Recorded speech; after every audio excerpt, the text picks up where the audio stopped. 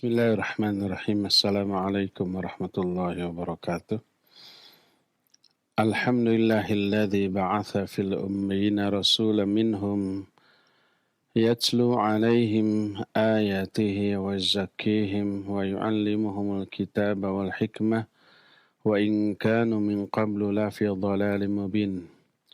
Wa asyhadu an la ilaha illallah al-malikul haqqul mubin. وأشهد أن محمدا عبده ورسوله صديق الوعد الأمين والصلاة والسلام على أشرف الأنبياء والمرسلين وعلى آله وأصحابه أجمعين ومن تبعهم بإحسان إلى يوم الدين وبعد. Para pendengar radio Roja dimanapun Anda berada, Roja Cilengsi, Roja Bogor, Roja Palembang, Roja Lampung, Roja Berau, Roja Tanjung Pinang, Roja Pontianak, Roja Kendari, Roja Surabaya, dan roja-roja di kota lain, para pendengar Radio Tarbiyah Sunnah Bandung, Radio Al-Bayan Cianjur, Radio 1 Lombok, Radio Amuba Pangkal Pinang, Radio Hidayah Pekanbaru, Radio dan radio-radio lain, para pendengar radio dimanapun Anda berada, radio manapun, para pemirsa Roja TV, Asil TV, Surau TV, Al-Asmaul Husna TV, dan TV-TV lain yang ikut merelay kajian kita di sore hari ini, dan para netizen di mana saja Anda berada melalui akun manapun. Alhamdulillah kembali kita berjumpa untuk melanjutkan kajian kitab Al-Irsyad ila Sahihil I'tiqad. Dan ini pun telah dijelaskan oleh seluruh kitab-kitab samawi. Diserukan oleh para nabi dan para rasul. Allah Azza wa Jalla pun telah mengabarkan tentang hari kiamat ini dalam Al-Quranul Karim. Allah telah tegakkan dalil tentang hal itu dari segala aspek. Dan Allah juga membantah orang-orang yang mengingkari adanya hari kiamat di banyak surat dalam Al-Quran.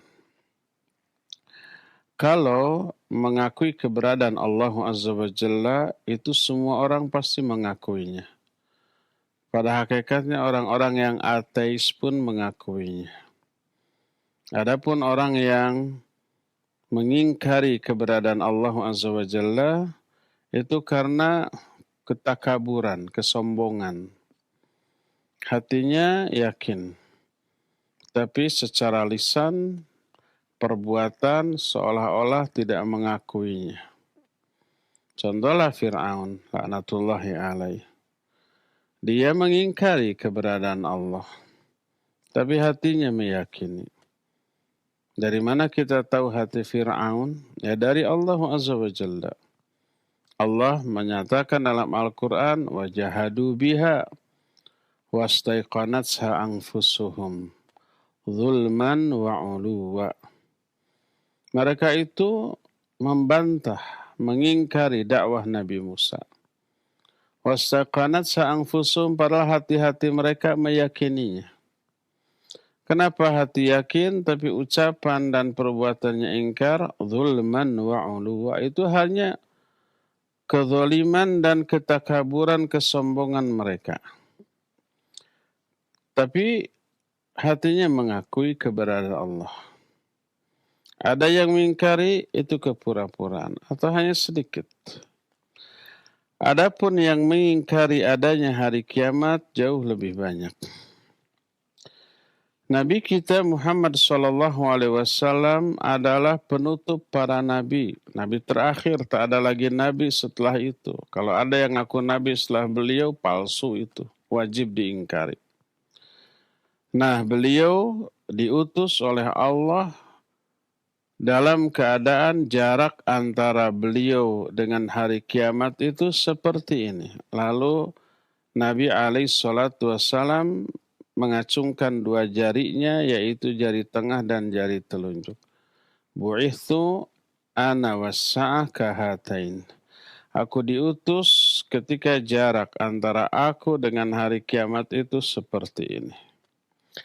Dan beliau pun telah menjelaskan secara rinci tentang kiamat dengan penjelasan yang tidak terdapat dalam kitab-kitab samawi sebelumnya. Al-Quran sendiri menerangkan tentang adanya hari kiamat dengan berbagai macam cara atau metode menjelaskan. Kadang-kadang dengan cara memberitahukan zaman dahulu ada orang yang sengaja oleh Allah dimatikan lalu dihidupkan kembali saat itu. Atau dihidupkan kembali setelah beberapa lama dimatikan. Sebagaimana diterangkan dalam beberapa ayat, pertama Al-Baqarah 55 dan 56 menyatakan ketika kaum Nabi Musa menyatakan arinallaha jahrah. Coba perlihatkan kepada kami Allah secara jelas. Allah kan tidak terlihat. Mereka ingin melihat Allah. Di dunia tidak mungkin Allah bisa dilihat. Sekalipun oleh seorang Nabi yang termulia, Nabi kita Muhammad SAW. Tapi di akhirat, di surga, semua ahli surga bisa melihat Allah. Nah, Bani Israel, kaum Nabi Musa, menyatakan arinallaha jahratan. Coba perlihatkan Allah kepada kami secara jelas. Apa yang terjadi? Fa'akhadatkumus sa'iqah wa antum tanzurun. Lalu kalian disambar oleh petir. Kemudian padahal kalian melihat saat itu, menyadari hal itu. Lalu mati. Apa kata Allah? Tsumma ba'atsnakum min ba'di mautikum. Kemudian kami bangkitkan kembali kalian setelah kalian mati. Dihidupkan lagi. Ini kasus pertama. Kasus kedua, ketika masih kalangan Bani Israel yang diterangkan oleh Allah Azza wa Jalla dalam Al-Quran surah Al-Baqarah ayat 243. Alladzina kharaju min diyarihim wa hum ulufun hadaral maut faqala lahumullah mutu thumma ahyahum. Orang-orang yang keluar dari negeri-negeri mereka jumlahnya ribuan keluar karena takut mati. Ya mau negerinya diserang musuh lalu mereka itu bertahan, berperang demi hak mereka terhadap tanah airnya, terhadap tempat tinggalnya. Nggak mau. Mereka lebih memilih keluar dalam jumlah ribuan. Hadaral maut. Karena takut mati. Lalu Allah berfirman kepada mereka, matilah kamu. Dimatikan oleh Allah subhanahu wa ta'ala. Setelah itu apa yang terjadi? Tsumma ahyahum. Setelah beberapa lama Allah hidupkan kembali mereka. Untuk memberi pelajaran. Itu kasus kedua yang oleh Allah diceritakan di mana Allah mematikan orang kemudian menghidupkan kembali. Termasuk kisah Nabiullah Ibrahim alaihissalatu wassalam. Dalam Al-Baqarah 260 Allah menyatakan, Rabbi arini kaifa tuhil mauta, ya Allah kata Nabi Ibrahim. Coba perlihatkan kepadaku bagaimana caranya engkau menghidupkan kembali orang-orang yang sudah mati. Allah menjawab, afalam tu'min, kamu belum iman, belum percaya. Dijawab, bala. Ya, saya percaya. Walakin liyatma'inna qalbi. Tapi untuk lebih meyakinkan lagi hati saya. Akhirnya Allah Azza wa Jalla menyuruh Ibrahim untuk menangkap 4 ekor burung lalu dijinakkan. Sehingga dari manapun itu burung berada ketika dipanggil mereka datang. Saking jinaknya. Setelah itu Allah menyuruh agar burung yang sudah jinak itu dipotong-potong. Dimutilasi.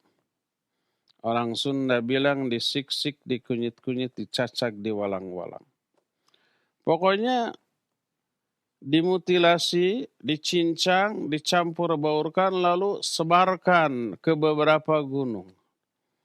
Dagingnya, tulangnya, bulu-bulunya, semua bagian-bagian yang sudah hancur secara terpisah. Lalu panggil lagi, dan ketika dipanggil, keempat ekor burung tadi datang lagi dalam keadaan utuh, padahal tadinya sudah hancur, sudah dicincang, sudah bercampur baur antara daging, darah, tulang, bulu yang satu dengan yang lainnya. Itu sudah nggak karu-karuan. Ternyata utuh tanpa kurang sesuatu pun. Tanpa ada yang terbalik burung ini harusnya di burung itu, enggak. Dan banyak lagi kasus-kasus lainnya yang menjelaskan Allah Azza wa Jalla mematikan makhluk di dunia lalu dihidupkan lagi. Bahkan sudah dalam keadaan hancur. Termasuk bagaimana Nabiullah Isa alaihissalatu wassalam diberi mukjizat oleh Allah bisa menghidupkan kembali orang yang sudah mati dengan izin Allah, sudah dikubur ribuan tahun, kemudian dibangkitkan kembali atas izin Allah Azza wa Jalla, termasuk bagaimana kisah Ashabul Kahfi yang oleh Allah Azza wa Jalla dimatikan lebih dari 300 tahun. Kemudian setelah 300 tahun ditidurkan, Allah bangkitkan kembali tanpa kurang sesuatu apapun. Semuanya itu, kasus itu menjelaskan mudah bagi Allah menghidupkan orang atau makhluk yang sudah mati. Dan ini salah satu di antara penjelasan yang meyakinkan tentang adanya hari kebangkitan kelak. Dan hari kebangkitan termasuk bagian dari kejadian dalam hari kiamat. Kadang-kadang Allah Azza wa Jalla menerangkan tentang penciptaan pertama kali, lalu setelah yang diciptakan itu hancur, dikembalikan lagi. Setelah mati, dihidupkan lagi. Dan dikatakan menghidupkan kembali yang sudah mati jauh lebih enteng, lebih ringan, lebih mudah dibanding menciptakan berkreasi pertama kali. Jangankan untuk Allah, untuk manusia saja. Mana yang lebih mudah? Berkreasi menciptakan sesuatu yang baru yang belum ada contohnya, atau mengembalikan kembali sesuatu yang pernah ada, rusak, lalu kita kembalikan seperti semula. Tentu saja yang kedua ini yang lebih mudah. Allah menciptakan makhluk termasuk manusia, jin, binatang. Jadilah seperti kita ini. Lalu kita semua nanti mati hancur. Nanti di akhirat dikembalikan lagi seperti kita sekarang. Apa itu lebih mudah mengembalikan atau lebih mudah menciptakan berkreasi pertama kali? Berkreasi pertama kali jauh lebih sulit daripada mengembalikan kembali yang pernah ada rusak lalu dikembalikan lagi. Allah menuntun kita, otak kita, akal kita untuk memahami hal yang demikian.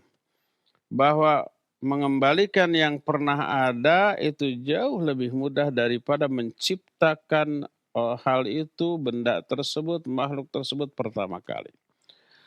Allah berfirman dalam surah Al-Hajj ayat yang ke-5, "In kuntum fi raibim minal ba'ats fa inna khalaqnakum min turab." Kata Allah, kalau kalian ragu-ragu tentang adanya hari kebangkitan, maka sungguhnya kami telah menciptakan engkau dari tanah. Juga dalam surah Yasin ayat ke-79, "Qul yuhyiha alladhi ansha'a awwala marrah." Katakan olehmu yang menghidupkannya, yang akan menghidupkan lagi adalah Dia yang pertama kali menciptakannya. Juga dalam surah Al-Isra 51 Allah berfirman, "Fasayaquluna may yu'iduna Qul alladzi fatarakum awwala marrah. Mereka orang-orang kafir itu akan bertanya, siapa yang akan mengembalikan kami setelah kami mati? Maka kata Allah jawab, yang mengembalikan kalian adalah yang menciptakan kalian pertama kali. Juga surah Ar-Rum ayat 27 Allah menyatakan, wa huwal ladzi yabda'ul khalqa tsumma yu'iduhu wa huwa ahwanu 'alaihi. Kata Allah, dialah yang pertama kali menciptakan makhluk. Kemudian dia akan mengembalikan makhluk itu seperti semula setelah kehancurannya. Dan hal itu jauh lebih mudah bagi Allah Azza wa Jalla. Ini metode yang kedua. Untuk menerangkan bahwa kebangkitan itu ada dan itu mudah bagi Allah. Lebih mudah daripada pertama kali menciptakannya. Kadang-kadang Allah berdalil tentang adanya hari kiamat nanti, hari kebangkitan nanti dengan penciptaan langit dan bumi. Mana sih yang lebih susah menciptakan? Langit dan bumi atau menciptakan kita sebagai manusia? Tentu saja lebih sulit menciptakan langit dan bumi. Pertama, ukurannya besar. Kedua, isinya kompleks, ya. Sedangkan manusia ukurnya kecil dengan mungkin bahan yang sederhana mungkin dibanding langit dan bumi. Antum asyaddu khalqan amis sama'u banaha. Apakah kalian yang lebih sulit penciptaannya ataukah langit? Tentu saja langit. Menciptakan langit saja mudah, apalagi menciptakan kalian. Menciptakan kalian lebih mudah, apalagi mengembalikan kalian yang pernah ada lalu mati dikembalikan lagi. Allah berfirman dalam surah Al-Ahqaf ayat 33, awalam yarau annallaha alladhi khalaqas samawati wal ard walam ya'ya bi khalqihinna biqadirin ala ayyuhyal mauta. Kata Allah Azza wa Jalla, tidakkah mereka melihat bahwa Allah yang telah menciptakan langit dan bumi dan tidak merasa lelah dalam menciptakannya, dia berkuasa untuk menghidupkan kembali orang-orang yang sudah mati. Kalau kita membuat sesuatu, rumah atau apa yang lebih simpel, lebih kecil daripada rumah, bikin kursi saja. Capek apa tidak? Capek motong kayunya, menyuguhnya, menggergajinya, menyusunnya, sampai berkeringat kalau kita ya. Allah dalam menciptakan langit dan bumi beserta istrinya enggak merasa lelah. Wa ma massana min lughub. Kami ini ketika menciptakan langit dan bumi tidak tersentuh oleh rasa capek, lelah sedikit pun. Dalam ayat ini dalam Al-Ahqaf 33, awalam yarau annallaha alladhi khalaqas samawati wal ard wa lam ya'ya bi khalqihinna biqadirin ala ayyuhyal mauta. Tidakkah mereka melihat bahwa Allah yang telah menciptakan langit dan bumi tanpa merasa lelah dalam menciptakannya, tidakkah mereka lihat bahwa dia itu pasti berkuasa dan mampu menghidupkan orang-orang yang sudah mati? Ya pastilah. Menghidupkan yang sudah mati jauh lebih mudah daripada menciptakan dia pertama kali. Dan lebih sulit lagi menciptakan langit dan bumi, tapi itu pun mudah bagi Allah. Ya. Kadang-kadang untuk menjelaskan hari kiamat, Allah Subhanahu wa ta'ala menerangkan tentang kesucian Allah Azza wa Jalla dari sikap abath. Allah itu suci dari sikap abath. Abath itu iseng. Abath itu main-main.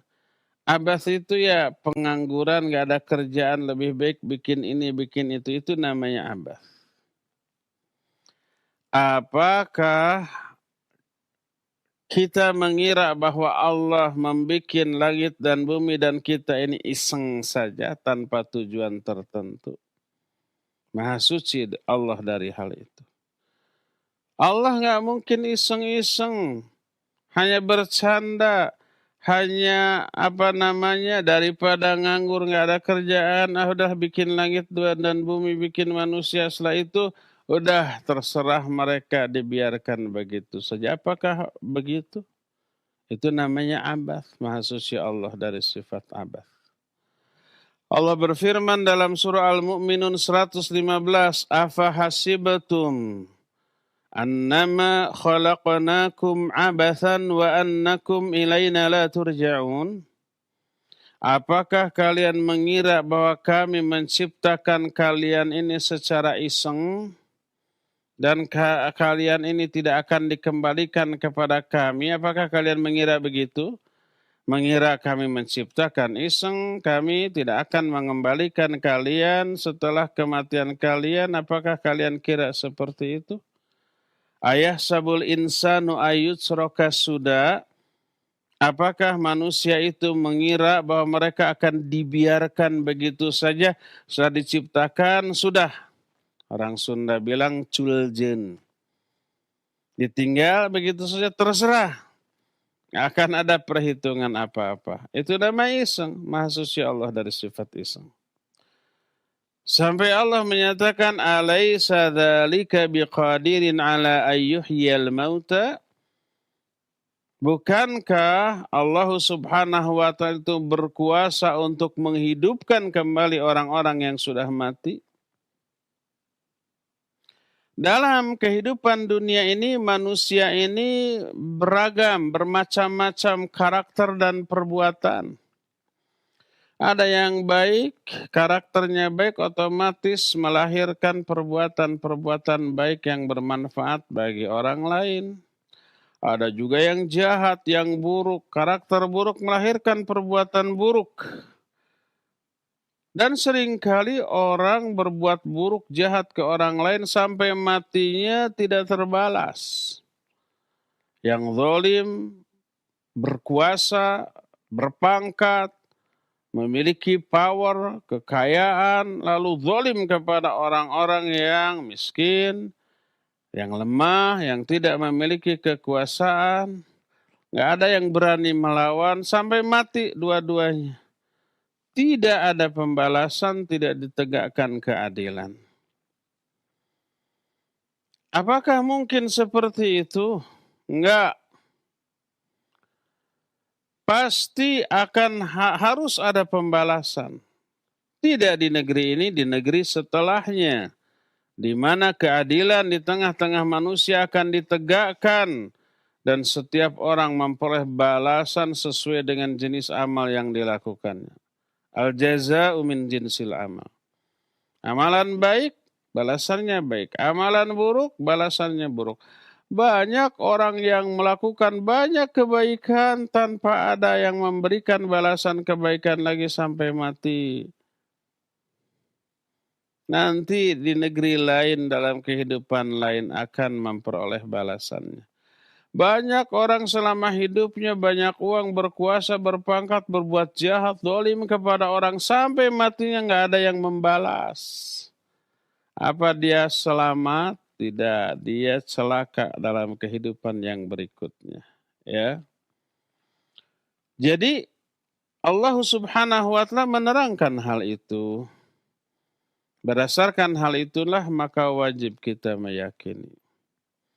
Kehidupan setelah kehidupan dunia ini pasti ada. Di sanalah seluruh balasan akan didapatkan. Di sanalah seluruh balasan akan diberikan sesuai dengan jenis perbuatan yang dilakukan. Inilah tentang hari kiamat. Salah satu saja yang ada pada hari kiamat. Ya. Iman kepada hari akhir termasuk salah satu rukun iman yang diterangkan oleh Al-Quran ataupun hadis yang sahih. Oleh karena itulah maka wajib kita mengimaninya. Karena Al-Quran menerangkan, hadis-hadis juga menjelaskan. Kadang-kadang baik Allah dalam Al-Quran maupun Rasulnya Sallallahu Alaihi Wasallam dalam hadisnya menyandingkan iman kepada hari akhir ini dengan iman kepada Allah Subhanahu wa Ta'ala. Iman kepada malaikatnya, kepada kitabnya, kepada rasulnya, kepada takdir kadang tidak disebut. Hanya disebut iman kepada Allah dan hari akhir saja. Kenapa? Karena iman kepada Allah awal, iman kepada hari akhir, akhir. Allah berfirman dalam beberapa ayat. Di antaranya, surah At-Taubah 29, qatilul ladzina la yu'minuna billahi wala bil yaumil akhir. Perangi itu orang-orang yang tidak beriman kepada Allah juga tidak beriman kepada hari akhir. Hanya dua yang disebut. 4 rukun iman yang lainnya tidak disebut. Tapi sudah include di dalamnya, awal dan akhir. Juga dalam surah Al-Baqarah ayat 264 Allah berfirman, Ya ayyuhalladzina amanu la tubtilu sadaqatikum bil manni wal adha kalladzi yunfiqu malahu ria'an nas wa la yu'minu billahi wal yawmil akhir. Hai orang-orang yang beriman, jangan kalian gugurkan, hapuskan, batalkan sedekah-sedekah kalian bil manni wal adha, dengan ucapan dan perilaku yang menyakitkan. Siapa orang beriman kepada Allah dan hari akhir, hendaklah bicara yang baik atau diam, hendaklah memuliakan tamu, hendaklah memuliakan tetangga. Ini menunjukkan amat sangat pentingnya iman kepada hari akhir sehingga disandingkan dengan iman kepada Allah Azza wa Jalla. Ya. Dan salah satu di antara betapa dahsyatnya dan pentingnya iman kepada hari akhir sampai-sampai Allah memberi nama atau sebutan kepada hari kiamat ini dengan berbagai macam nama dan sebutan. Sebagai peringatan, targhib, tarhib. Targhib itu yang memberikan iming-iming, optimisme. Tarhib itu yang memberi rasa takut. Allah menyebut kiamat dengan hari akhir karena tidak ada lagi hari setelah hari tersebut. Allah menyebut hari kiamat dengan hari tersebut dengan hari kiamat, artinya hari berdirinya manusia di hadapan Allah. Karena memang semua manusia kelak akan berdiri di hadapan Allah. Yauma yaqumun nasu lirabbil alamin. Di hari itu semua manusia akan berdiri di hadapan Allah Rabbul Alamin. Allah menyebut kiamat dengan al-waqi'ah, dengan al-haqah, dengan al-qari'ah, dengan ar-rajifah, dengan as-sakhah, dengan al-azifah, dengan al-faz'ul akbar, dengan yaumul hisab, dengan yaumuddin, dan yang lain-lainnya. Ada banyak nama, lebih dari 50 nama. Satu nama ini menggambarkan satu keadaan, satu kejadian. Dan semua kejadian dan keadaannya dahsyat dan sangat mengerikan. Saking mengerikannya sampai orang-orang itu tidak lagi peduli terhadap apa? Terhadap orang terdekatnya. Kalau di dunia ini kita mengalami musibah besar seperti gempa, seperti tsunami, seperti apa, dan kita sedang jauh dari keluarga kita, yang muncul di dalam pikiran kita, aduh gimana keluarga kita, istri dan anak kita, orang tua kita, gitu kan, saudara-saudara kita, langsung dicari, walaupun kita itu harus mengorbankan apapun. Nanti ketika kiamat terjadi sebaliknya cuek kepada yang lain-lain. Ayahnya, ibunya ditinggalkan, anaknya ditinggalkan, istri dan suaminya ditinggalkan. Semua orang menyibukkan dirinya, sibuk dengan diri sendiri untuk keselamatan diri sendiri. Sebagaimana firman Allah Azza wa Jalla, "Yauma yafirul mar'u min akhihi wa ummihi wa abihi wa sahibatihi wa banihi likulli imri'in minhum yauma idzin sya'nu yughni." Pada hari itu, orang-orang lari menjauhi, menghindari dari saudaranya, dari ibunya, dari bapaknya, dari pasangannya, dari anak-anaknya. Semua orang di hari itu sibuk dengan dirinya masing-masing. Bahkan kengerian hari kiamat, terutama azab neraka, orang-orang yang dikasihi ketika di dunia kita masing-masing siap mati demi orang tua kita, ayah ibu kita, istri atau suami kita, anak-anak cucu kita, kita siap mati.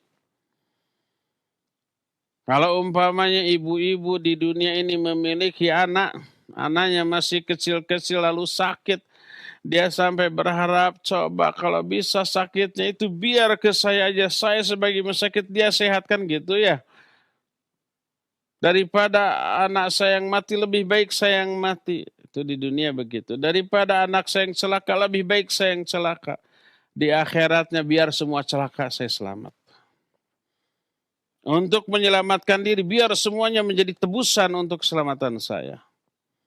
Allah jelaskan dalam Al-Quranul Karim. Seperti yang Allah ungkapkan di dalam surah Al-Ma'arij.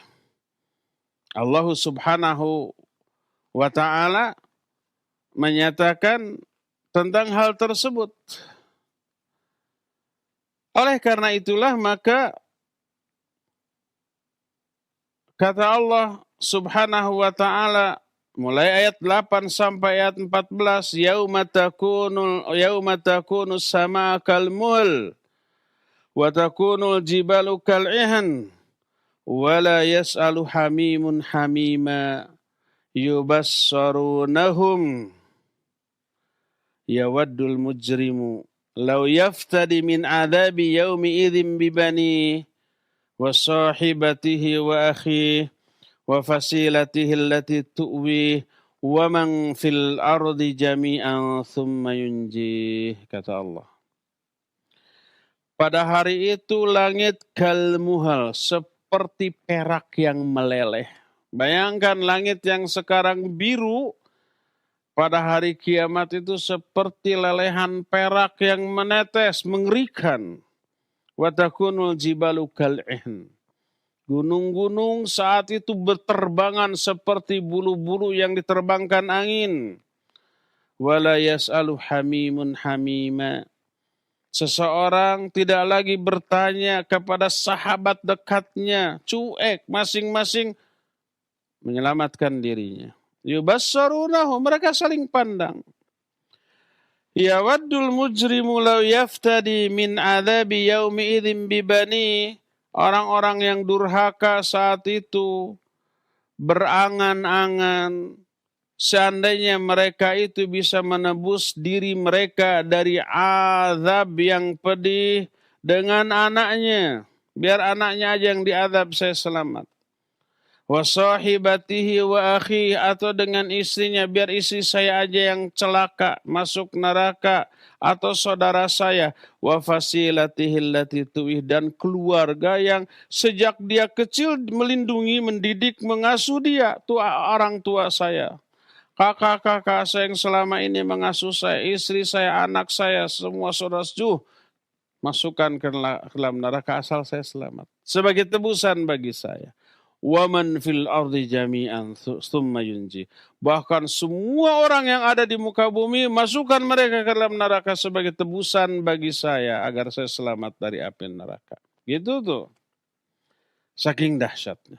Ya. Inilah kengerian hari kiamat, hanya sebagian kecil.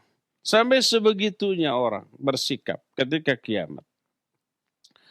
Oleh karena dahsyatnya kiamat, beriman kepada hari kiamat ini mengakibatkan orang itu terdorong untuk beramal soleh sebagai persiapan untuk menghadapinya. Siapa yang meyakini hari kiamat, bahwa di kiamat itu nanti dibalas semua perbuatan, wah, kalau begitu saya harus menumpuk-numpuk sebanyak mungkin amal kebaikan, amal soleh ibadah. Agar nanti di hari kiamat saya selamat karena baiknya amal-amal yang saya lakukan. Dijauhi amal-amal buruk. Allah berfirman dalam surah Al-Kahfi ayat terakhir, ayat yang 110. "Faman kana yarju liqa'a rabbih, falyamal amalan sholiha, wa la yusyrik bi'ibadati rabbih ahada." Siapa orang yang mengharapkan berbahagia ketika kelak berjumpa dengan Allah. Kalau di hari kiamat berjumpa dengan Allah, ingin bahagia, maka hendaklah dia beramal soleh. Dan janganlah dia menyekutukan Allah dengan sesuatu pun dalam beribadah kepadanya. Jangan syirik dan beramal soleh. Bahagialah dia di hadapan Allah kelak. Juga dalam surah Al-Baqarah 45-46 Allah menyatakan wasta'inu bis sabri was shalah wa innaha lakabiratun illa 'alal khashiin alladzina yadhunnuna annahum mulaqu rabbihim wa annahum ilaihi raji'un. Mintalah pertolongan kepada Allah dengan sabar dan dengan salat, karena sungguh salat itu sesuatu yang berat. Kecuali bagi orang-orang yang khusyuk. Yang khusyuk mah bukan hanya enteng. Salat itu adalah sesuatu yang sangat-sangat dinanti dan ditunggu. Di sanalah dia memperoleh sesuatu yang gak bisa diperoleh di luar salat. Baru terasa enteng salat. Bagi yang tidak begitu, tidak khusyuk, aduh salat itu berat. Baru zuhur, sekarang sudah asar lagi. Baru 3 kali bernafas tuh umpamanya. Time flies. Waktu cepat berlalu. Baru sholat sekarang, aduh sudah sholat. Seolah-olah menjadi beban sholat bagi dia.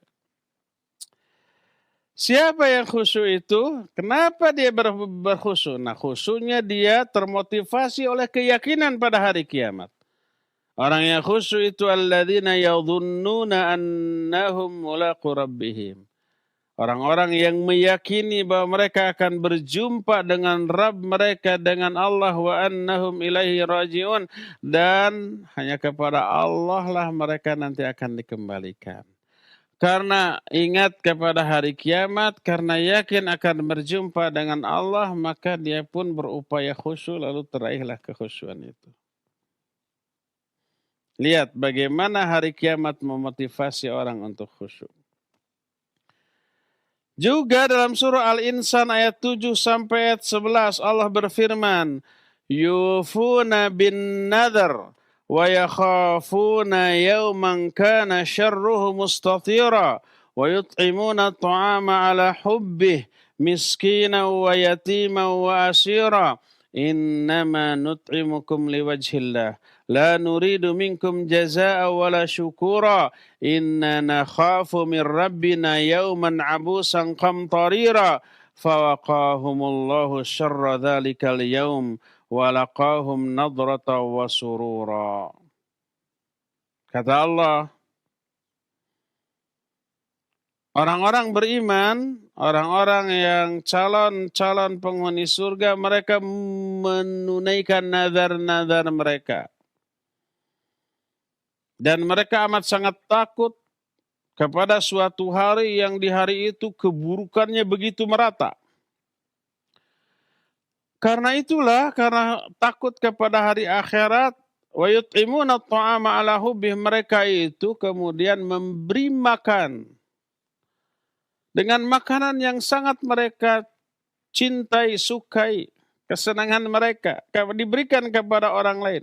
Memberi makan orang-orang miskin, anak-anak yatim, termasuk zaman baheula para tawanan perang. Karena tawan perang beban negara. Dibantu. Nah,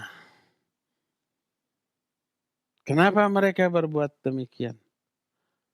Tidak menginginkan ucapan terima kasih, karena bukan untuk kepentingan yang diberi, untuk kepentingan mereka, agar bahagia di akhirat, selamat dari api neraka di akhirat. Juga tidak membutuhkan balasan-balasannya kelak di Allah Azza wa Jalla. Dari Allah Subhanahu wa Ta'ala. Kalau balasan dari orang mah gak seberapa. Kalau balasan dari Allah, Masya Allah, gak terkira, gak terbayangkan. Ya, abadi sepanjang masa. Inna nakhafu min rabbina yawman abusan qamtarira. Yang memotivasi kami untuk berbuat kebaikan itu hanyalah karena kami takut kepada Allah di hari ketika orang-orang itu wajahnya cemberut dan mengekspresikan kesulitan. Semuanya cemberut, nggak ada yang sumringah kecuali orang-orang yang Allah kehendaki. Apa akibatnya? Fawaqahumullahu syarra dzalikal yaum. Walaqahum nadrata wa surura. Maka Allah menyelamatkan mereka dari keburukan di hari kiamat. Dan Allah memberikan kepada mereka nadrata wa surura, sumringah, kecerahan pada wajah dan kebahagiaan.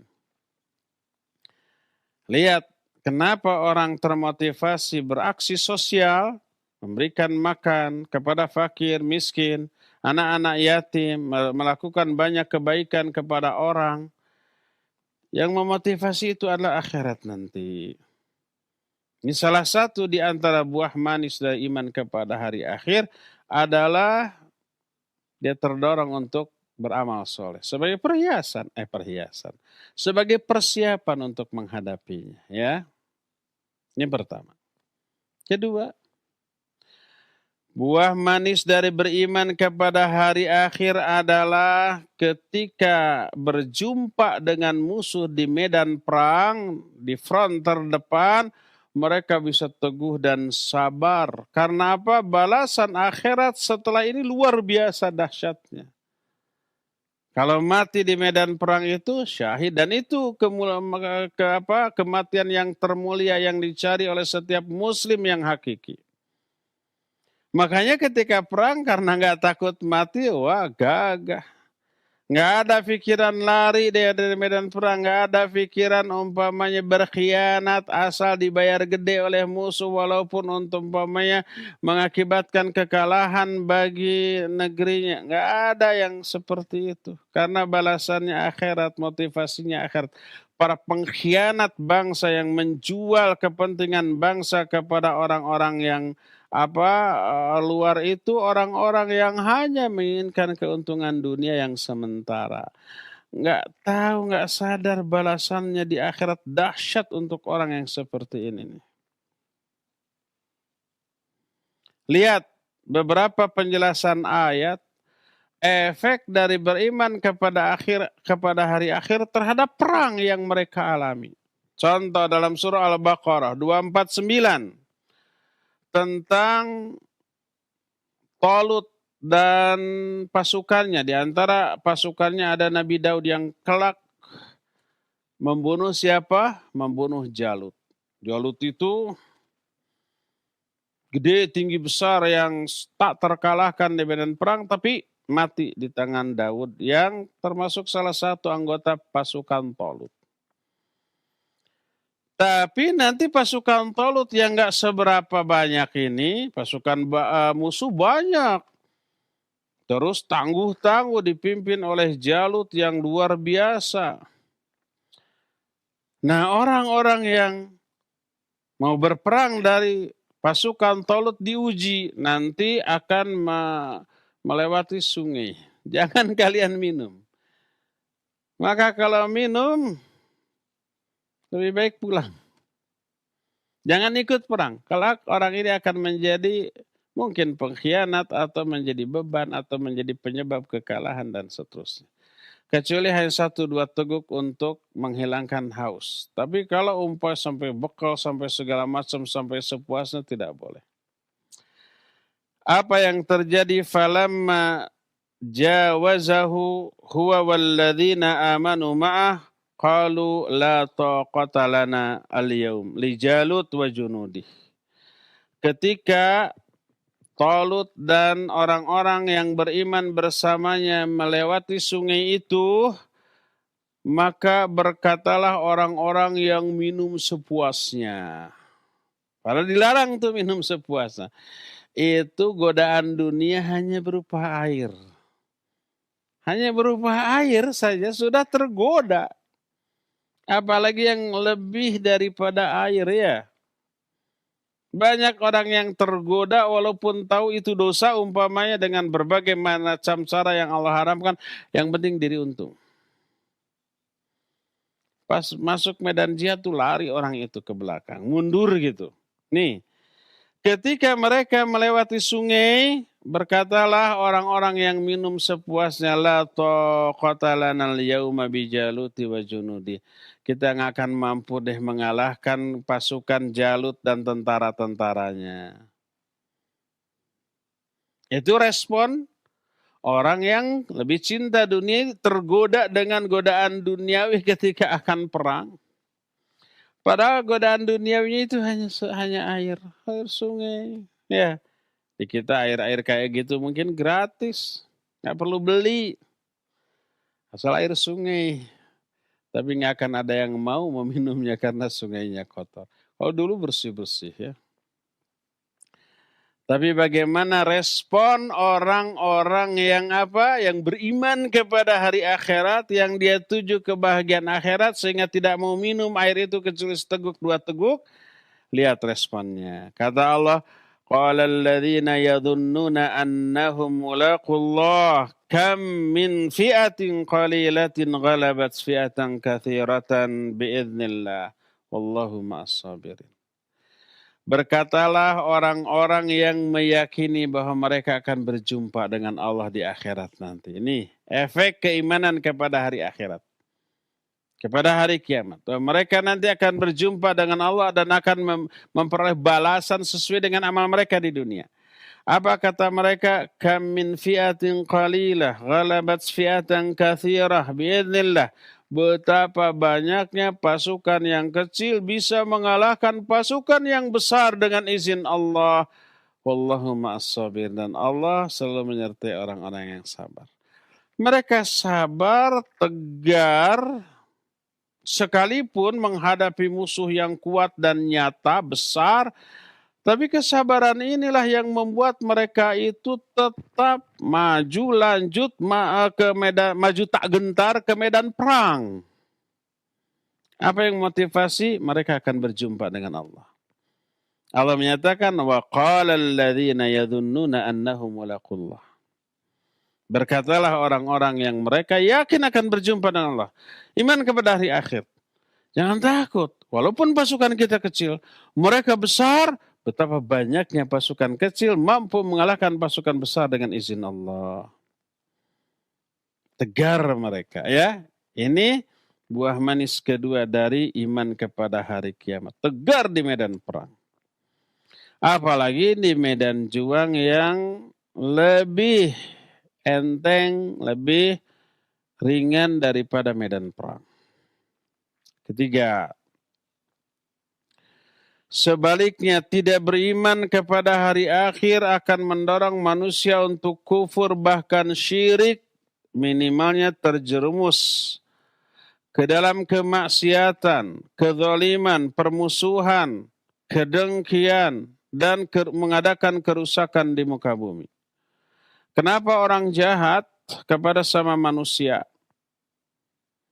Walaupun itu berupa nyata-nyata kezaliman.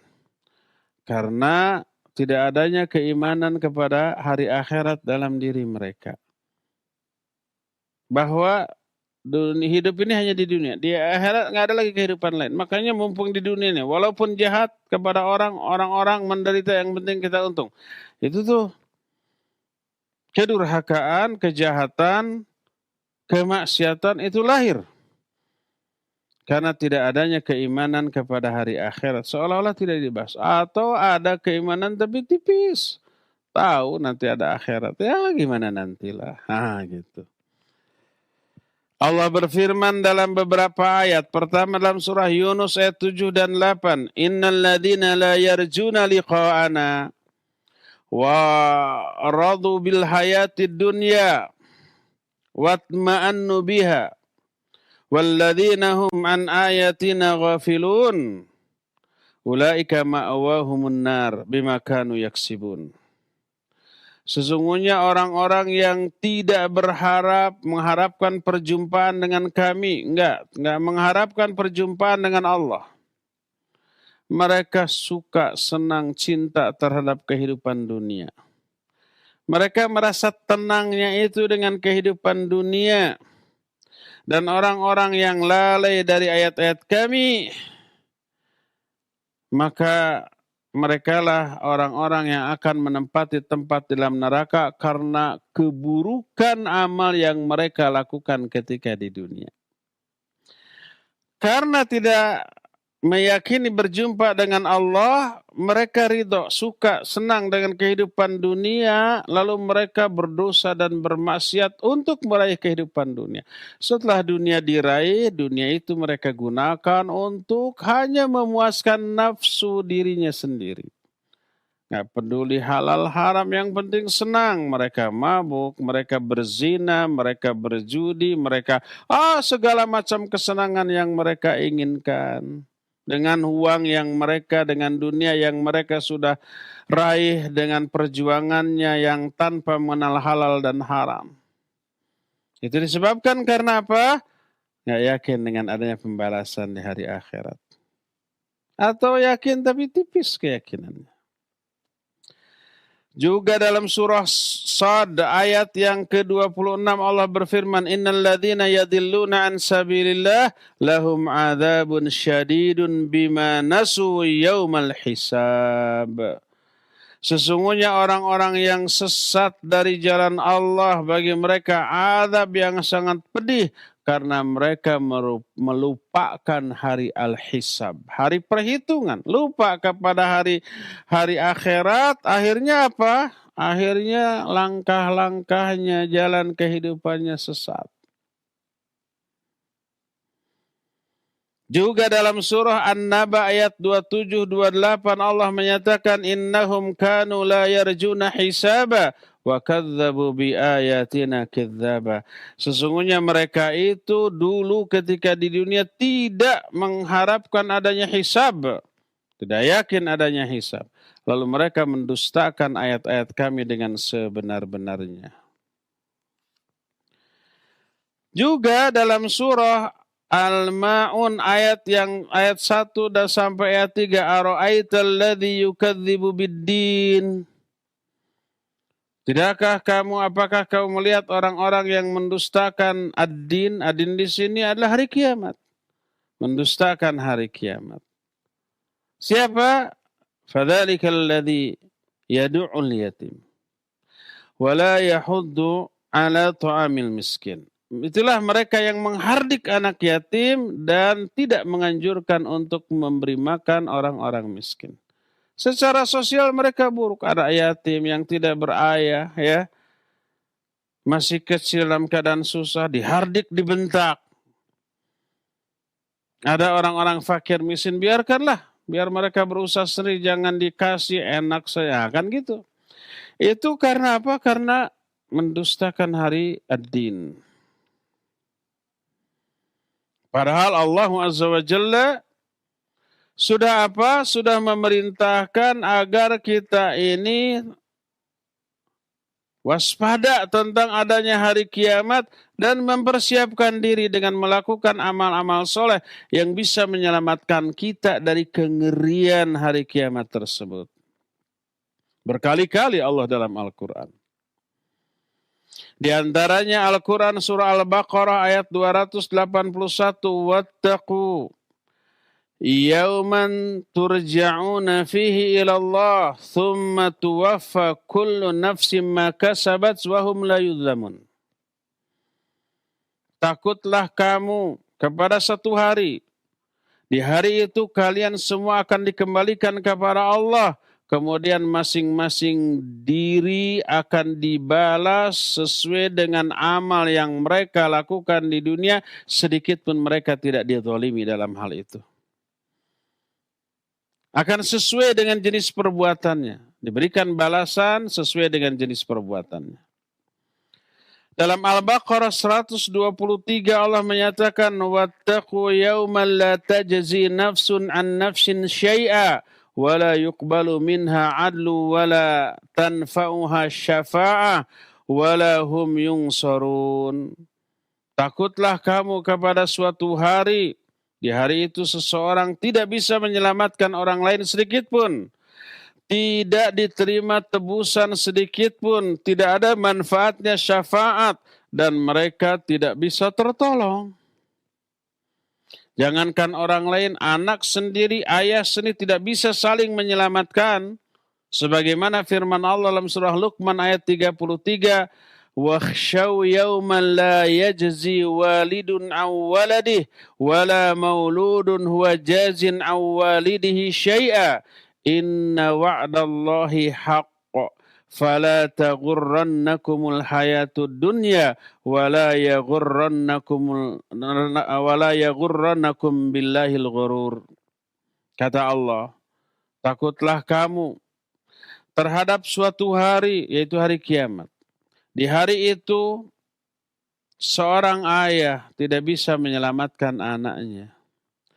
Demikian juga anak tidak bisa menyelamatkan ayahnya sedikit pun. Sesungguhnya janji Allah itu pasti benar. Maka jangan kalian tertipu oleh kehidupan dunia dan janganlah kalian tertipu dalam mengingkari ayat Allah oleh orang-orang yang menipu kalian. Jadi kita mengetahui efek buruk dari tidak beriman kepada hari akhirat melahirkan keburukan amal. Efek baik dari beriman kepada adanya hari kiamat melahirkan kebaikan amal. Ya, inilah penjelasan ayat dan hadis. Insya Allah nanti di hari Jumat yang akan datang kita akan membahas tentang apa saja cakupan iman kepada hari akhir secara rinci. Untuk hari ini cukup sampai di sini saja. Dan kita masih punya sisa waktu untuk bertanya jawab kepada Al-Akhl Fadil Fawas di studio Radio Roja Cilengsi. Dipersilakan untuk memandu tanya jawab dengan pendengar dan pemirsa.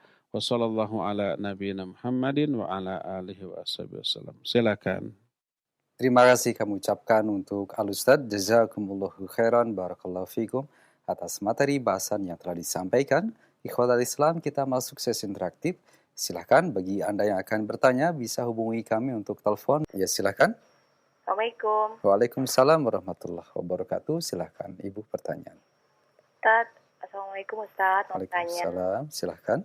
Kalau kita ingin bersedekah gitu ya, tapi nggak jelas orangnya itu orang mampu apa enggak. Kadang-kadang contoh ya, misalnya kita maksudnya penerima sedekah itu? Iya, penerima sedekah itu beramal lah gitu. Contoh misalnya kita memberi pengamen nih, kan kita takutnya dia tuh digunakan untuk kadang-kadang Afan suka bawa minuman gitu, takutnya untuk bermaksiat hasil pemberian kita gitu Ustaz.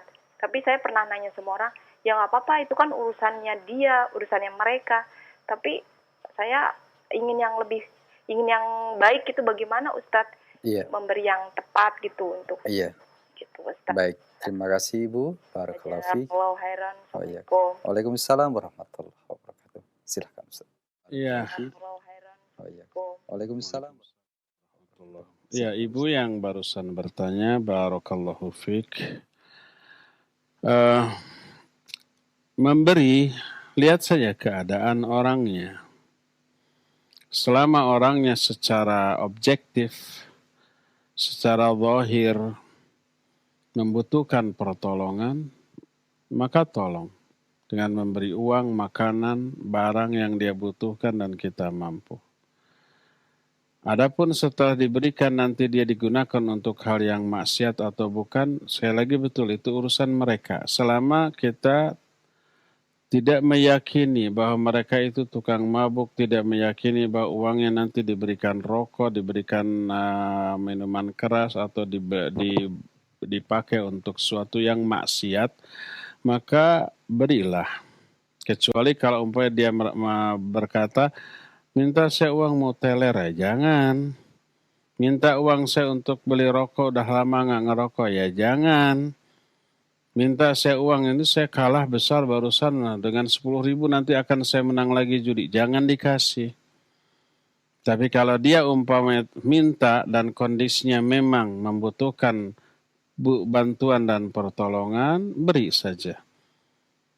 Adapun setelah itu dipakai mabuk, dibelikan, merokok, maka tanpa sepengetahuan kita, maka itu urusan mereka. Itu pertama. Kedua, kalau dia meminta dengan cara yang terlarang secara syar'i,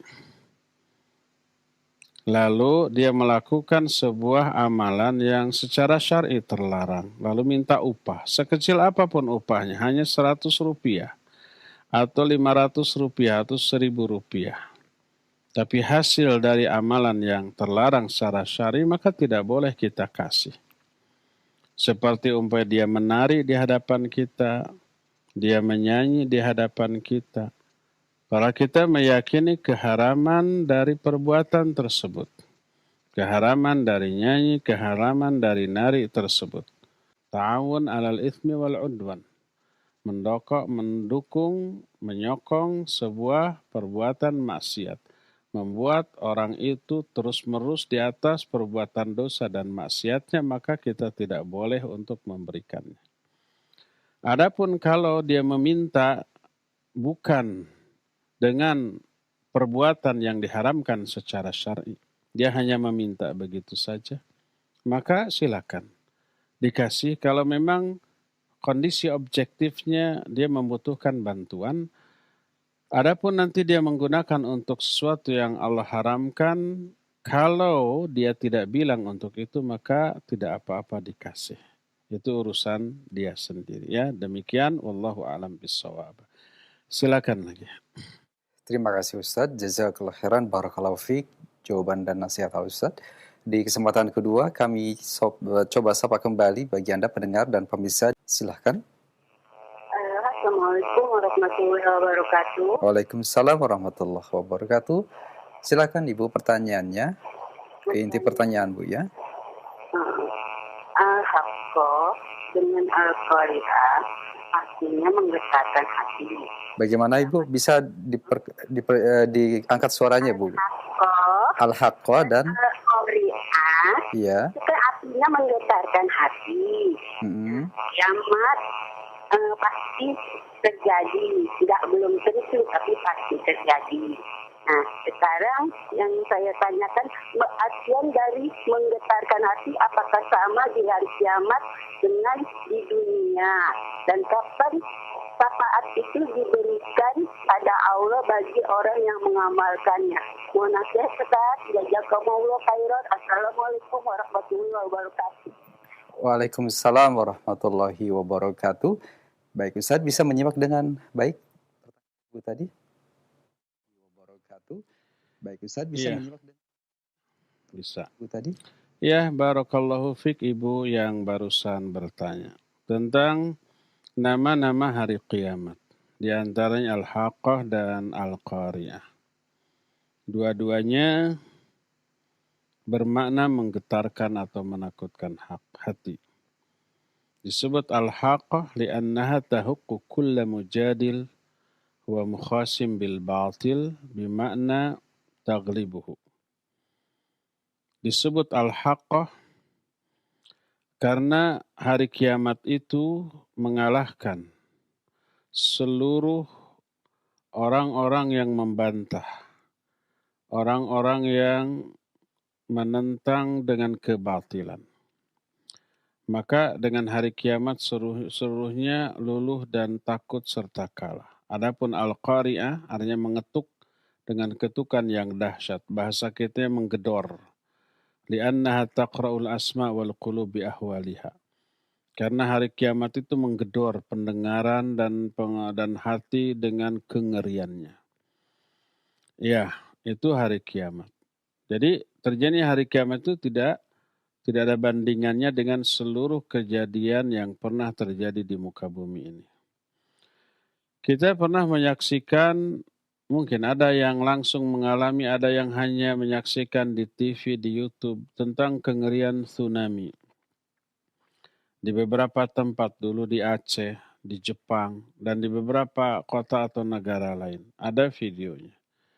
Begitu mengerikan. Kita juga pernah mendengar atau melihat rekaman bagaimana ketika gempa terjadi. Begitu menakutkan, orang-orang semuanya takbir. Orang-orang semuanya berteriak. Orang-orang semua merasa ketakutan. Apakah sama kejadian di dunia dengan kejadian nanti hari kiamat? Jauh berbeda. Apa yang terjadi, kengerian apapun umpama ada gempa dengan skala 10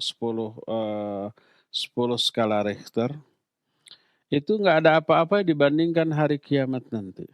Bahkan lebih dari itu. Tsunami yang dahsyat yang pernah terjadi di alam dunia ini seperti umpamanya di masa Nabi Nuh alaihissalatu wassalam. Seluruh dunia terendam. Yang selamat hanya 13 orang beserta beberapa binatang yang termuat di perahu Nabi Nuh alaihissalatu wassalam. Semua makhluk yang hidup di dunia ini keturunan orang-orang yang tertampung di perahu Nabi Nuh. Dzurriyyata man hamalna ma'anu. Jadi manusia semuanya itu adalah anak-anak turunan orang-orang yang kami bawa dalam perahu Nabi Nuh. Dahsyat sekali tsunami saat itu, banjir saat itu ya. Mungkin sekarang disebutnya tsunami. Kebayang gelombangnya kayak apa kalau seluruh dunia ini terendam. Nah itu belum seberapa. Hari kiamat kengeriannya dahsyat luar biasa. Hancur sampai Allah menyatakan idza zulzilatil ardu zilzalaha wa akhrajatil ardu athqalaha wa qala al insanu ma laha. Apabila bumi ini diguncangkan dengan seguncang-guncangnya. Terus bumi itu mengeluarkan seluruh isi perutnya. Si perut bumi itu semuanya keluar. Meledak. Gunung-gunung berterbangan, ya, laut meluap semuanya. Tadi disebutkan yauma takunus sama'u kal muhal. Langit itu saat itu meleleh seperti lelehan perak. Wa takunul jibalu kal ihan. Gunung-gunung itu hancur, berterbangan, meletus seperti bulu-bulu yang diterbangkan oleh angin. Manusia tidak ada tempat berpijak karena karena hancur. Yauma yakunun nas kal farashil mabthut. Saat itu manusia itu seperti anai-anai yang berterbangan. Bukan mendadak bisa terbang karena nggak ada tempat berpijak lagi. Bumi yang ditinjak, yang di tempatnya hancur. Biasa kebayang? Kita tidak mampu membayangkannya. Sedahsyat, sehebat, sengeri apapun bayangan kita, kenyataan yang sebenarnya kelak jauh lebih ngeri lagi daripada bayangan kita. Oleh karena itulah maka disebut Al-Qari'ah, disebut Al-Haqqah. Karena menggedor hati kita, pendengaran kita dengan kengerian yang luar biasa. Jadi tidak sama dengan apa yang terjadi sekarang teralami oleh kita manusia di muka bumi ini berupa musibah-musibah, baik gempa ataupun tsunami, banjir atau yang sejenisnya, ini enggak seberapa dibanding hari kiamat kelak. Demikian Bu ya, wallahu a'lam bishawab. Silakan lagi Fawaz. Terima kasih kami ucapkan Ustaz, jazakallah khairan, barakallahu fiik. Jawaban dan nasihat yang disampaikan semoga bermanfaat untuk ibu yang bertanya. Untuk selanjutnya kami masih angkat pertanyaan dari penelpon kembali. Sebelum kami angkat dari pesan singkat, silahkan. Ya, halo. Assalamualaikum. Waalaikumsalam. Ya, silakan Ibu pertanyaannya. Salam. Ya, silakan dengan Roja ada pertanyaan yang bisa diajukan, silakan. Ya, pertanyaan. Ya, silakan. Waalaikumsalam. Ya, pertanyaannya agak melenceng dari tema ya. Ya, bagaimana Bu? Ya. Dikecilkan dulu volume radio atau TV-nya agar tidak ada feedback, Bu. Kurban. Oh, tentang kurban ya. Ya, silakan Ibu diajukan. Gimana Pak, misalnya kita mau berkurban gitu ya, tapi ya. uang kita pas-pasan. Apa kita mendahulukan untuk ini anak-anak yang untuk anak-anak? Iya. Apa? Ada kebutuhan lain selain untuk berkurban begitu ya Bu ya, untuk keluarga. Mana yang lebih didahulukan itu pertanyaannya barangkali Ibu? Maksud Ibu ini bagaimana? Maksud Ibu ada sekolah di pondok itu. Keperluannya banyak. Iya, iya. Tidak bukan untuk anak apa kurbannya. Baik, itu. Baik Ibu. Terima kasih ya. Baik, terima kasih Ibu, barakallahu fiik. Terima kasih pertanyaannya dan barangkali ini berkesesuaian dengan kondisi saat ini, barangkali ada nasihat Ustaz, silakan. kondisi saat ini barangkali ada nasihat Ustaz, silakan. Baik, barakallahu fiik Ibu entah di mana ya, barakallahu fiik. Kalau umpama kita memiliki uang untuk berkurban, tapi di waktu yang sama kita punya kewajiban. Baik kewajiban itu umpamanya membayar SPP anak-anak. Nah itu wajib. Berkewajiban untuk ditunaikan. Karena anak kita sudah memperoleh haknya berupa belajar di sana, berupa menikmati menggunakan seluruh fasilitas di pondok. Wajib bagi kita menunaikan hak pondok dengan cara memberikan SPP. Ya. Terus anak-anak juga membutuhkan buku yang memang wajib mereka miliki. Ya, buku tulis, alat-alat tulis, kemudian buku-buku pelajaran yang dibutuhkan. Ataupun kita punya hutang yang wajib untuk kita tunaikan. Cicilan ya umpamanya, atau hutang itu hutang yang harus dibayar sekaligus. Lalu uang itu kita pergunakan dulu untuk itu. Setelah dibayarkan SPP anak-anak di bulan itu, hutang kita bayar, semua kewajiban yang harus kita tunaikan dengan uang itu sudah kita laksanakan. Kalau ternyata sisa uang yang ada masih mampu untuk membeli seekor kambing, maka berkurbanlah. Berarti kita saat itu ada kelapangan, ada kemampuan, terkena dengan hadis Nabi SAW, "Man kana lahu sa'ah wa lam yudhi, fala yaqrabanna musallana." Siapa orang yang punya kelapangan untuk berkurban, tapi dia tidak kurban, tidak menyembelih, jangan dekat-dekat tempat sholat kami. Itu marahnya Nabi SAW kepada yang punya kelapangan untuk berkurban, tapi tidak mau berkurban. Adapun kalau umpamanya setelah ditunaikan kewajiban, membayar SPP, ada hutang yang harus dibayar, ditunaikan dulu. Ternyata sisa uang yang ada tidak mencukupi untuk berkurban. Umpamanya yang tersisa cuma 1 juta atau 1,5 juta. Dan itu tidak mencukupi untuk zaman sekarang ya, untuk berkurban. Berarti kita tidak berada dalam kelapangan. Itu terkena dengan ayat la yukallifullahu nafsan illa wus'aha. Allah tidak membebani seseorang kecuali sesuai dengan kemampuan. Kalau nggak mampu ya jangankan berkurban. Haji pun yang menjadi kewajiban yang rukun Islam, tapi tidak mampu ya bebas dari kewajiban itu. Kalau memang tidak mampu, apalagi kurban yang jauh di bawah kadar kewajiban haji. Ya, jadi lihat Ibu bahwa membayar SPP itu kewajiban yang harus ditunaikan. Ya, demikian juga kalau ada hutang, maka bayar dulu. Kalau umpamanya sisa uang yang ada masih mencukupi, silakan berkurban. Kalau tidak mencukupi, berarti kita tidak berada dalam kelapangan. Ya, demikian Bu. Wallahu a'lam bishawab. Terakhir ya, Fawas ya, silakan. Terima kasih, jazakallah khairan jawaban dan nasihat Al-Ustaz. Selanjutnya dari Bapak Rinaldi di Depok yang bertanya, Assalamualaikum warahmatullahi wabarakatuh. Ustaz, mohon penjelasannya terkait dengan tanda-tanda dari datangnya kiamat. Betulkah bahwa Al-Quranul Karim akan diangkat dari muka bumi dan yang tertinggal hanya lembaran-lembaran kosong dari mushaf saja? Apakah hal ini sahih Ustaz? Apakah yang dimaksud dengan diangkatnya itu adalah kalimat di dalam mushaf tersebut, atau barangkali para ulama yang faham akan keilmuan Al-Quranul Karim tersebut yang tidak ada lagi saat itu? Mohon nasihat dan penjelasan dari Al-Ustaz. Jazakumullahu khairan. Penjelasan dari Al-Ustaz. Baik, ya wa jazakallahu khairan. Bapak yang barusan bertanya, apakah benar hadis yang menyatakan bahwa kelak Al-Quran bakal diangkat dari muka bumi? Iya, itu benar. Apa yang diangkat? Semuanya. Pertama, yang Allah lakukan adalah dengan mewafatkan para ulama. mewafatkan orang-orang yang berilmu.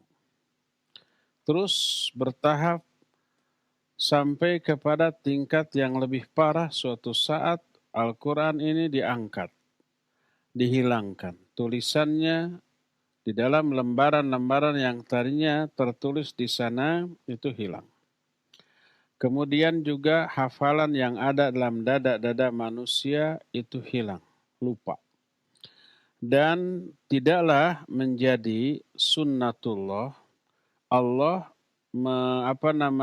mencabut ingatan terhadap ilmu ataupun hafalan Quran dari kepala manusia begitu saja, kecuali karena azab yang Allah berikan kepada orang itu. Orang itu melalaikan Al-Quran yang sudah dihafalnya, kemudian lupa. Jangankan nanti-nanti di hari menjelang hari kiamat. Sekarang pun banyak orang yang sudah hafal banyak Al-Quran, banyak surat dan ayat Al-Quran, kemudian lupa lagi karena tidak dimurojaah. Kalau tidak murojaahnya itu karena hal-hal yang sifatnya manusiawi, banyak kewajiban atau kegiatan atau aktivitas yang memang harus dia lakukan sebagai kewajiban bagi dia. Otomatis banyak ayat yang terlupa. Maka itu manusiawi. Nabi SAW juga pernah lupa terhadap ayat. Adapun kalau lupanya karena kelalaian, dia punya banyak waktu luang untuk memurojaah, bahkan untuk menambah hafalan. Tapi dia lalai. Dia mengabaikan Al-Quran. Sampai akhirnya lupa. Lupanya tersebut sebagai hukuman dari Allah atas kelalaian dia terhadap ayat. Oleh karena itu, kelak orang-orang melupakan hafalan ayat yang ada dalam di diri mereka, dada-dada mereka, karena kemaksiatan dan kelalaian mereka. Mereka sibuk dengan urusan dunia. Lalai dari Al-Quran, mereka terjerumus dalam maksiat. Kemudian lupalah terhadap ayat yang pernah dihafalnya, yang ada dipelihara dalam dada-dada mereka. Adapun hilangnya tulisan-tulisan dari lembaran-lembaran, ya itu kelak akan terjadi. Baik terjadi secara alami, ataupun memang ini kuasa Allah Azza wa Jalla. Secara alami mungkin saja sudah luntur halaman cetakan dari Al-Quran tersebut, ya. Tapi atas kuasa Allah Azza wa Jalla, fenomena ini kelak akan terjadi, di mana Al-Quran akan Allah angkat, akan Allah hilangkan dari dada-dada manusia, dan juga dari lembaran-lembaran mushaf yang ada. Sehingga jadilah mushaf itu menjadi lembaran-lembaran kertas yang kosong. Dan itu diantara salah satu tanda-tanda hari kiamat yang kelak akan terjadi dan sekarang belum terjadi. Alhamdulillah mushaf-mushaf masih jelas, dicetak dengan jumlah yang sangat banyak. Orang-orang yang menghafalkan Al-Quran masih cukup banyak. Dan orang-orang yang membaca dan membahasnya pun masih cukup banyak. Ya, semoga kita tidak mengalami masa-masa waktu seperti tersebut. Karena itu adalah akan terjadi pada generasi yang sangat buruk dari kehidupan manusia ini, ya. Ya, cukup demikian saja. Insya Allah kita akan berjumpa kembali di hari Jumat yang akan datang melanjutkan kajian dari kitab ini. Subhanakallahum bihamdik asyhadu an la ilaha illa anta astaghfiruka wa atubu ilaik. Walhamdulillahirabbil alamin. Wassalamualaikum warahmatullahi wabarakatuh.